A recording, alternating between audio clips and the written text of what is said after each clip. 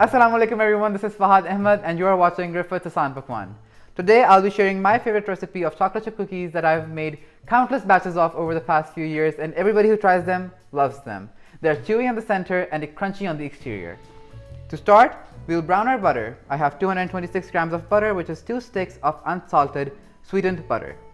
We'll add this to a pot over high heat.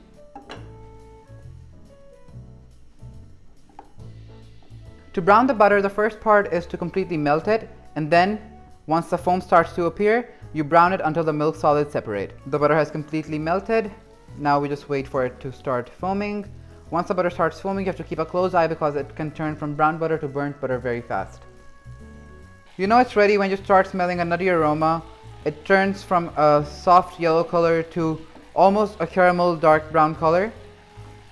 It's up to you how far you want to take it. Some people like it light, some people like it very dark, but it's important that you don't burn it. I'll show you how far I take it and then you can use it as a guide. It has been about 3 minutes since the butter melted, and I think that this is at the point where it's completely melted and browned. The milk solids are separated. You can see small bits of burnt milk solids in the butter. Don't separate them. Some people like to strain them, but I like to keep them in the butter as it adds an even greater depth of flavor. At this point, just take it off the heat and pour it into a bowl.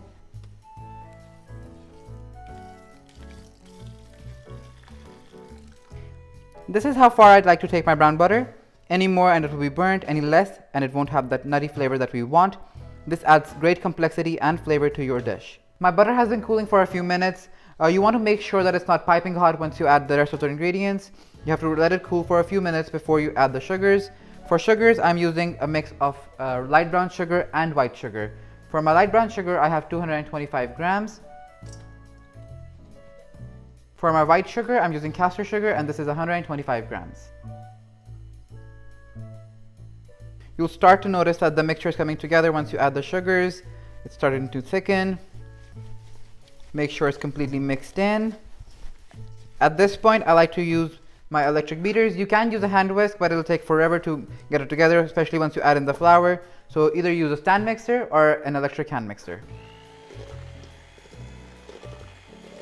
I have been creaming the butter and the sugar for about 4 minutes now. You have to make sure that the sugars are dissolved into the butter before you add in your eggs. I have 3 eggs in total and 1 egg yolk. I'll add them one at a time to the mixture and completely mix them in before I add the next one. You want to keep your mixer on the entire time because you don't want your eggs to be scrambled.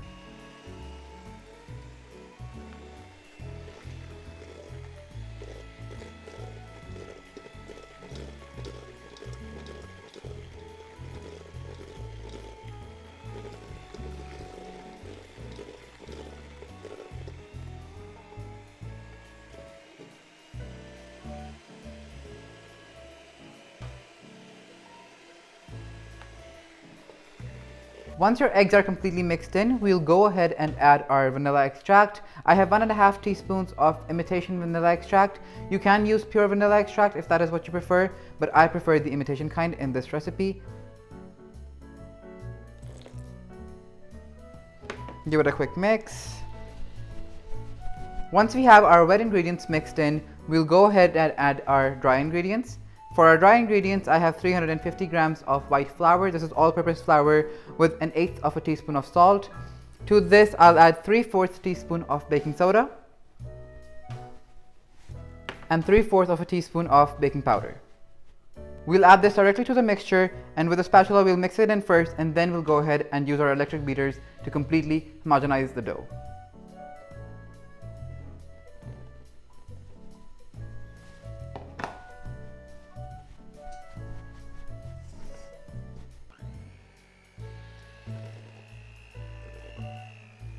For the chocolate in this recipe, I'm using a mixture of milk chocolate chips and dark chocolate melting wafers. You can use all chocolate chips or all melting wafers if you prefer. With the melting wafers, I like to break them up into a few small pieces because these are easier. I like to leave a few whole because the whole ones will make small pools of melted chocolate in the final cookie.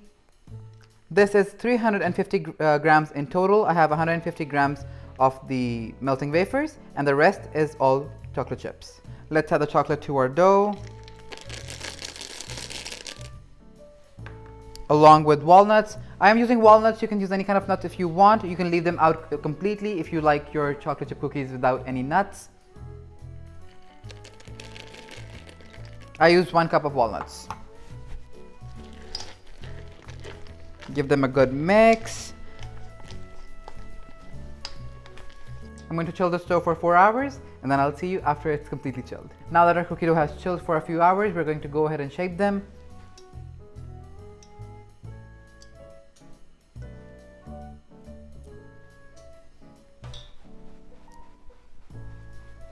I'm going to do 70-gram balls. You can just use a spoon and do whatever size you're comfortable with, but do make sure that they are equal in size, because the baking time will vary depending on the size of your cookie. Alright, I'm going to go ahead and shape all the cookies, and then I'll meet you before I put them in the oven. These cookies do tend to spread out quite a bit, so I'm only going to do 5 in a tray. These are going to go in a preheated oven at 350 degrees Celsius for 16 minutes. I'll meet you after 10 minutes for a special trick.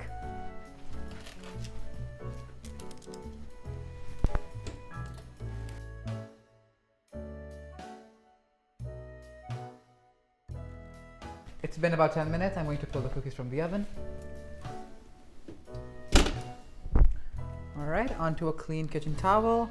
Now we're going to bang this tray against the counter for a few times and put it back into the oven. What this does is create rippling around the edges, which creates very crisp exteriors.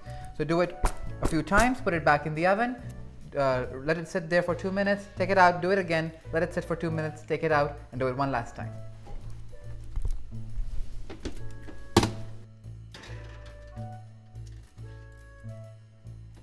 It's been another 2 minutes. I'm going to pull the cookies out of the oven again and do another pan banging, and then we'll put them back in the oven. So hold it firmly, make sure that the paper doesn't go astray, and give it a few bangs.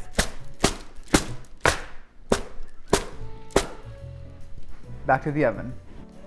It's been 16 minutes and the cookies are now done. I'm going to go ahead and finish them off with some flaky sea salt. It's completely optional, but it adds so much dimension to the flavor and it heightens the chocolate flavor. So I do recommend that you do some sea salt as well. Just go ahead and sprinkle it on. I'm going to let them cool in the pan for a couple of minutes before transferring to a cooling rack to cool completely. My chocolate chip cookies are cooled and are now ready to be served. I hope you liked this recipe, and if you did, don't forget to leave a thumbs up and a comment below on what you want to see next. Don't forget to subscribe to the channel so that we can continue bringing these amazing recipes out to you. See you in the next one.